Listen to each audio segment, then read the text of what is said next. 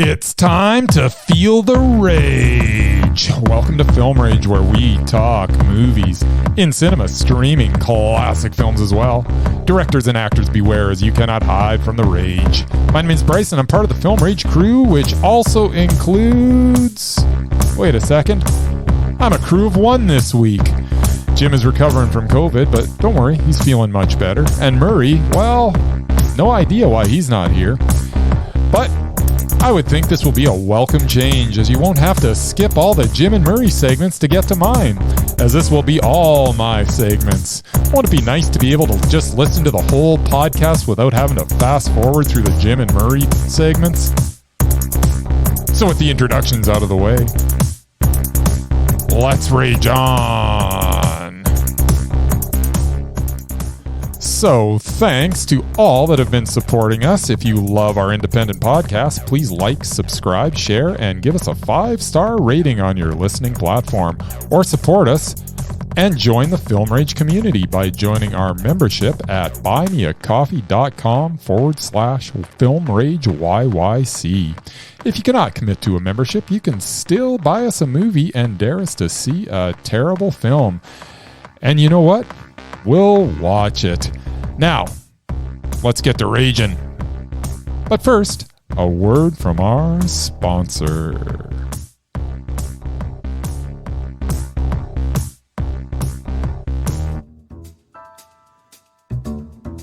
Hey Bryce, what are you doing tonight? I'm going to my favorite cinema, Canyon Meadows Cinema, to see the best second-run movies at the best price. What? How inexpensive are they? Regular price is $5. Regular price is $5. Makes me hope they also serve pizza. They do, plus a lot of other great food choices. Plus, I'm planning my office Christmas party there. They can host a plethora of options for any get-together. Gaming, movie, drag show. Drag show? Now I know where I'm planning my next party. Hey, maybe you think there's a Liam Neeson or a superhero movie planned? I hope not. But maybe there'll be a great independent documentary. Sure. Call CMC at 403-670-5444 to book a special event or go online at canyonmeadowscinema.ca.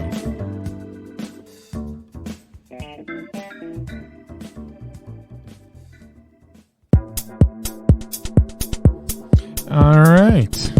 So I was able to watch 3 movies this week in the cinema.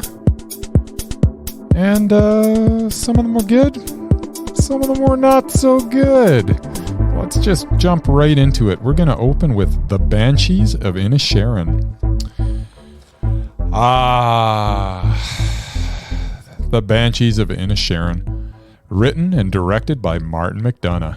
And starring Brendan Gleason and Colin Farrell, is the story of 2 men, one of which decides he does not want to be friends anymore. The first time we saw these two in a McDonagh movie was back in 2008's In Bruges. The chemistry they had in that film was undeniable.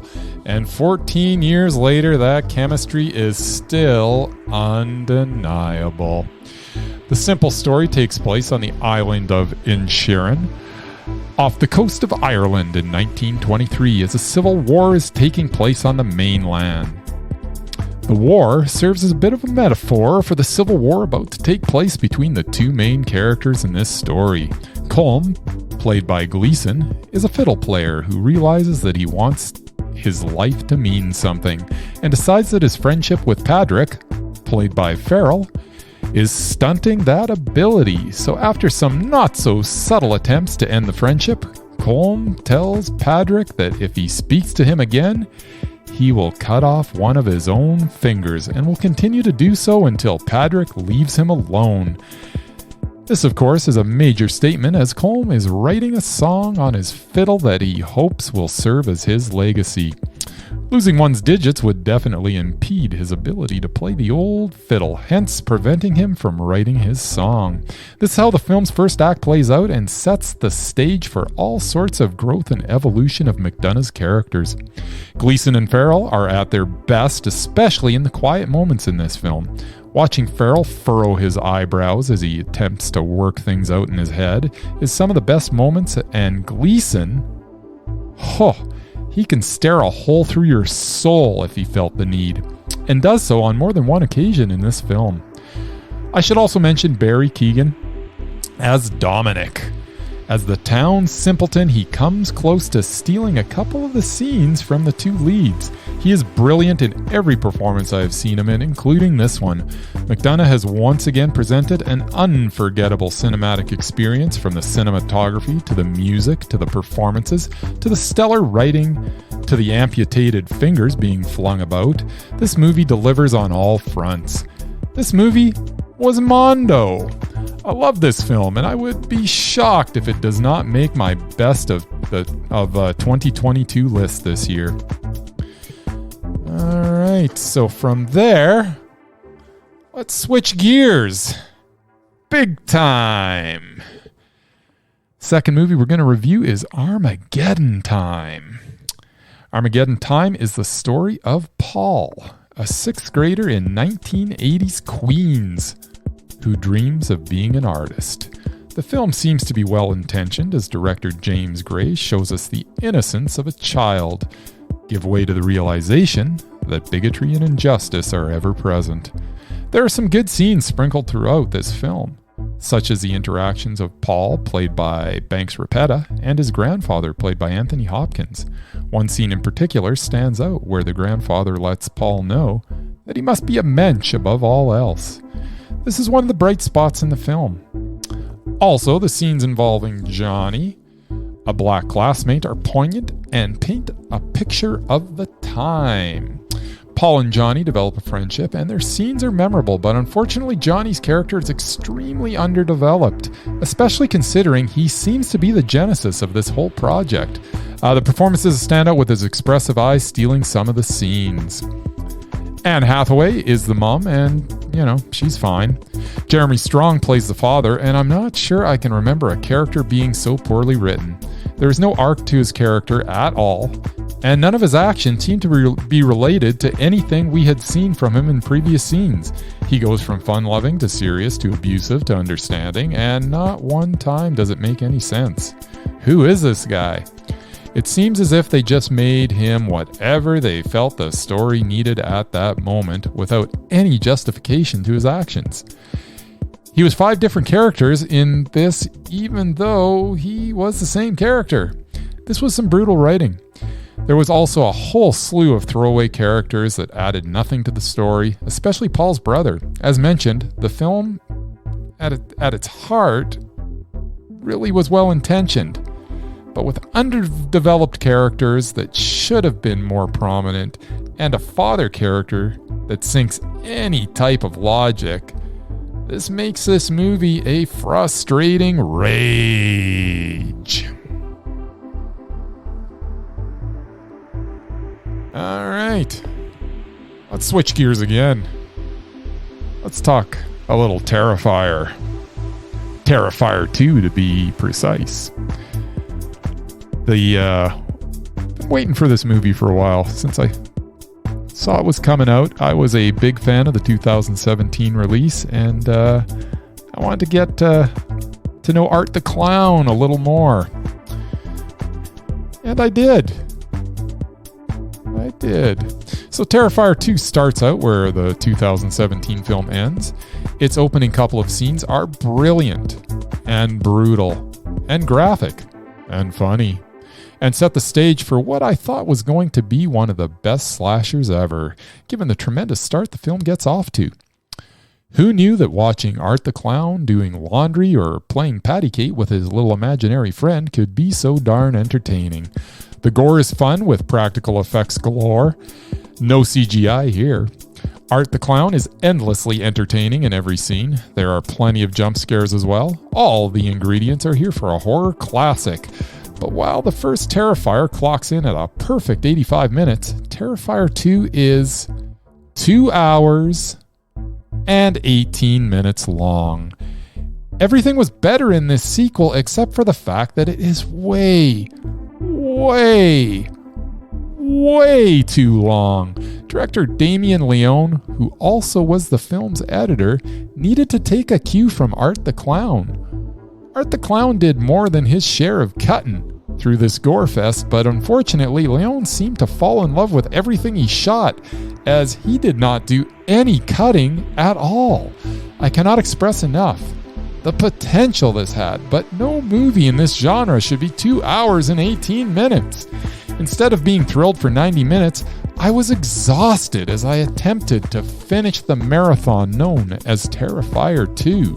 Still, lots of great practical effects, demented humor, and one of the best horror villains in decades makes this film meh. Could have been a Mondo with a little editing, but I digress. So that is all we've got for in theater, but I got a special surprise for you. I did a little streaming this weekend as well. Streaming. Missed that music. Let's listen to it for a bit.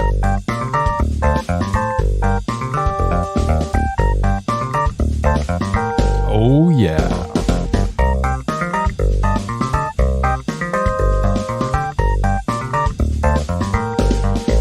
So, those of you with a Roku device would have noticed that every time you turned it on, you got a giant advertisement for Weird, the Al Yankovic story. And I would imagine that anybody that had a Roku device could not resist clicking on that. And what you get is quite a movie indeed.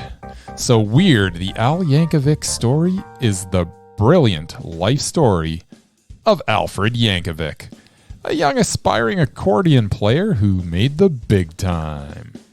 The film ends up being exactly what I wanted, but not at all what I expected.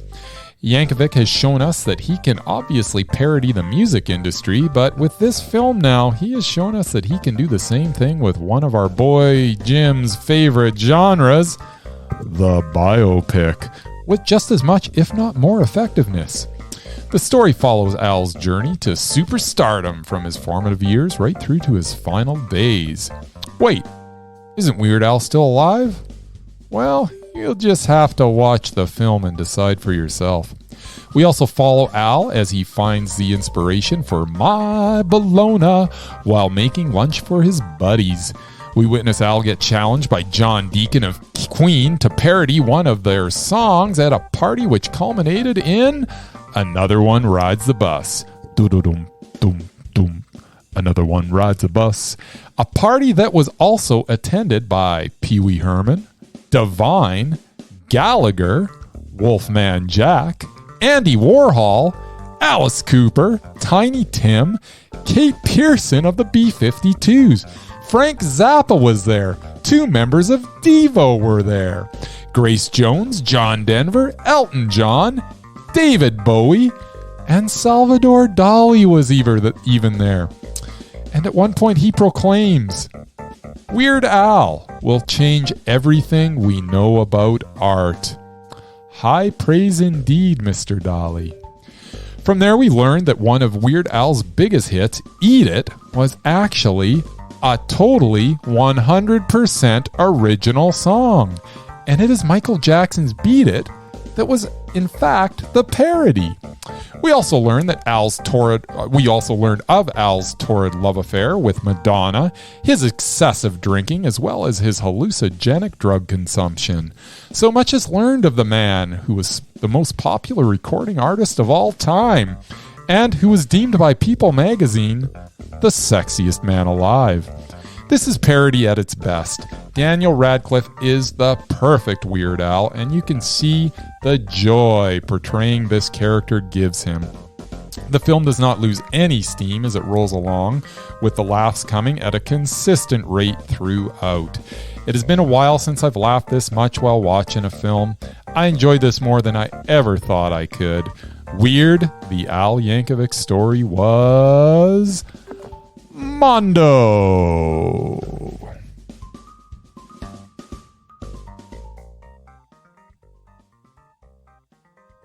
Temperature rising. Vision blurring. Rage taking over.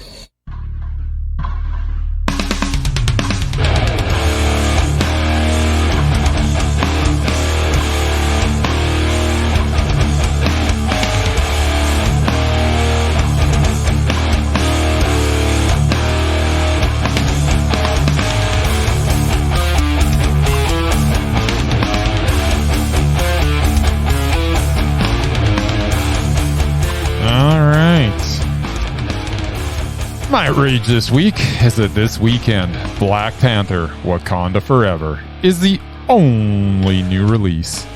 I absolutely hate when these superhero movies get released and take over half the screens available, leaving no room for anyone else. So really, I guess my rage is with Marvel. What else is new? Screw you, Marvel. You are killing the film industry. That's killing me.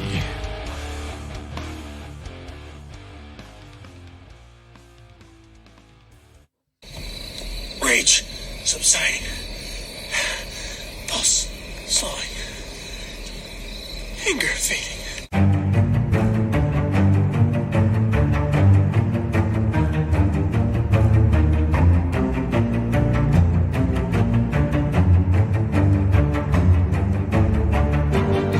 Okay. Well, very special edition of the list this week. I think it's time that we get a couple of people that have been overlooked for far too long on a couple of our lists. I got one for Mesmerizing, which I think is a no-brainer. I think everybody here will agree. And I got one for Undoubted. So we are going to start by nominating Mr. Ben Affleck as Mesmerizing. I think we can all agree that he is the finest actor of ours or any other's generation.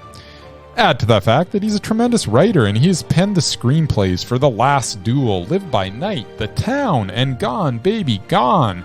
And do not forget, he won an Oscar for writing Good Will Hunting. Also, I'd be remiss if I didn't mention his directing ability as well, as he is the man in charge in the aforementioned Live by Night, The Town, and Gone Baby Gone. Oh yeah, and he directed the Best Picture of 2012, Oscar winner Argo. With more projects in the works as a director, he should be undoubted in that category in the near future. Any objections to Affleck being on the Mesmerized list? Nobody objects? All right. I guess it's official. Ben Affleck is Mesmerizing. All right. And now for another person that is long overdue to get his rightful place on the Undoubted list. I nominate Mr. Rob Zombie. Let's take a look at his films and see if it actually does measure up. So last, we have 2022's The Munsters. Zombie brings his vision of the classic TV series. I mean, it's a hilarious meh. Uh-oh, I hope the next one isn't meh. Let's see, 3 from Hell from 2019. I'll tell you, it's the weakest of the Firefly trilogy, but it's still Mondo. Then we got 2016, 31. Hard to look away from the horror in this one. It is also Mondo. Then we got 2012's The Lords of Salem. So much atmosphere in this tale of demonic possession. What was this? Oh yeah, it was Mondo. We're halfway there. He is looking good. Oh, maybe we've run into a little bit of a hiccup. Halloween 2 from 2009. Well, for those expecting a copy, you will be disappointed.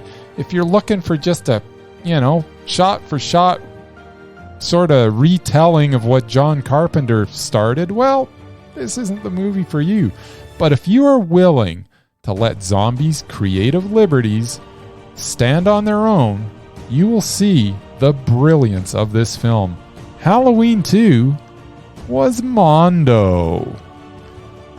Then we comes to Halloween. It's an interesting take, but doesn't truly find its stride until the sequel that I just discussed. But nevertheless, this was meh. So let's see, we got Mondo. No, he's still okay.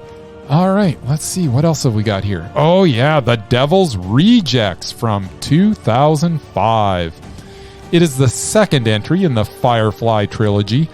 Simply one of my favorite movies of all time. Bill Moseley gives one of my favorite performances ever. This movie, from start to finish, is Mondo. I wouldn't change a shot in this film. Rob Zombie at his best. And that brings us to the 8th film, which is also Rob Zombie's first film, 2003's House of a Thousand Corpses. It's the movie that introduces us to the Firefly clan. It's stylistic, it's gritty, and it's also Mondo. So if we go through the list, let's see. We got Munsters Meh, 3 from Hell Mondo, 31 Mondo, Lords of Salem Mondo, Halloween 2 Mondo. Halloween Meh, The Devil's Rejects Mondo, House of 1000 Corpses Mondo. Congratulations, Mr. Rob Zombie. You just got yourself on the Undoubted list. All right. 2 people added to the list, and well overdue, I might add.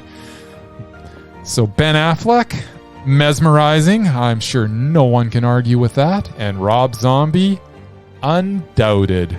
Also, absolutely no arguments there. So with that little bit of business out of the way, I think we should do maybe 2 Mesmerized Offs this week. Just because with Wakanda Forever being the only movie that's coming out in the theaters, I think we need a little more content for next week's episode. So I am proposing that we watch The Gunman from 2015. It stars Jim's Mesmerized for Life, Sean Penn, so obviously he isn't going to be part of this, but along with Sean Penn, we have Idris Elba, Javier Bardem, and Mark Rylance. So that is one heck of a 3-way dance. Idris Elba versus Javier Bardem versus Mark Rylance in the 2015 release The Gunman. So looking forward to watching that again. Also, we have one more proposal for the Mesmerized Off, and that involves the movie Moonrise Kingdom from 2012. This is, of course, Wes Anderson's gem of a movie. Anytime I get to watch some Wes Anderson, I am a happy camper. Although it will be sad if one of these 3 people ends up being taken off the Mesmerized list. Those 3 people would be Mr. Bill Murray. He will be going head-to-head with Frances McDormand. Oh my goodness. And Tilda Swinton. Oh, that is rough. Aye. That is rough. This is one of those cases where I kind of hope we all disagree, because I really don't want to see any of these go. At any rate, one might. So, for next week, we are going to watch The Gunman and Moonrise Kingdom and see if we can shorten our Mesmerized list, because we have too many people on that darn list.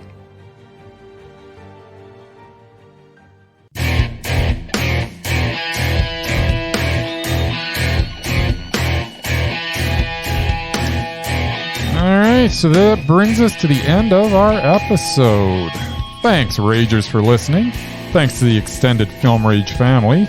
You can see them on our show notes. Thanks to Casey from The Nerdy Photographer for the voice of Rager Dare. He will be returning soon to the pod when we are back to full strength.